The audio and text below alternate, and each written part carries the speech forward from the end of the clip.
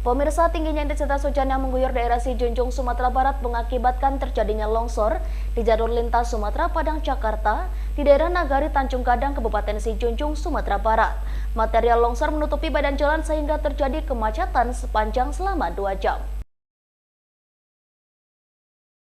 Seperti inilah kondisi di ruas jalan lintas Sumatera kilometer 130 dan kilometer 125 di daerah Nagari Tanjung Gadang, Kabupaten Sijunjung, Sumatera Barat, saat ditutupi material longsor akibat tingginya intensitas hujan yang mengguyur daerah tersebut sejak Minggu dini hari.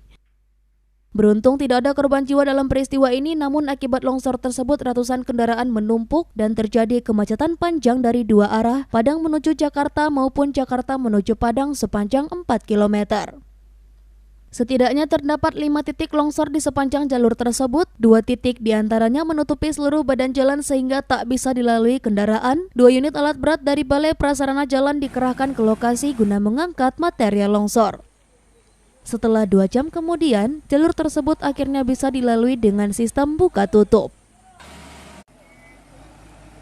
Di wilayah Kabupaten Sijunjung, tepatnya sekarang kami berada adalah di Kecamatan Tanjung Gadang, di mana terdapat ada 5 titik longsor, tetapi di antara 5 tersebut 2 titik longsor menutupi penuh badan jalan, sehingga waktu kami mengerjakan pembersihan material longsor tersebut, di mana alat berat sudah didatangkan oleh BPJN, Badan Pengawas Jalan Provinsi Sumatera Barat.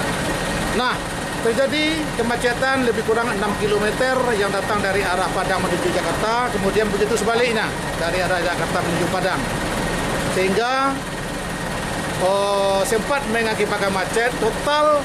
Dan saat pengerjaan tersebut, insya Allah lebih kurang 2 jam jalan terputus total, dan sekarang sudah bisa dilewati oleh 2 jalur kendaraan. Dari Padang, Sumatera Barat, Budi Sunandar, iNews melaporkan.